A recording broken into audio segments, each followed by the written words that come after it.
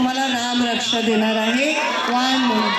आणि ही रामरक्षा तुमचं रक्षण करो, तुमच्या कुटुंबावर संस्कार करो आणि तुम्हाला खूप खूप सुख शांती समृद्धी देवो.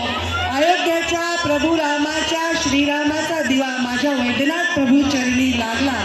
आता माझा वैद्यनाथ प्रभू सुद्धा एवढा मोठा हो, आमचा आहे ते, पण एवढा मोठा इथे विकास हो वैद्यनाथ प्रभूचा, जसं महाकालच्या धर्तीवर माझ्या वैद्यनाथाचाही विकास हो आणि त्यांच्या उद्घाटनाला प्रधानमंत्री नरेंद्र मोदी इथे येऊ, हीच मी वैद्यनाथ प्रभूच्या चरणी प्रार्थना करते.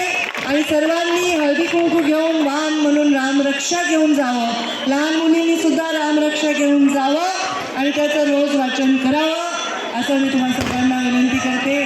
चला, खूप खूप आपण आल्याबद्दल आभार, धन्यवाद. एबीपी माझा, उघडा डोळे बघा नीट.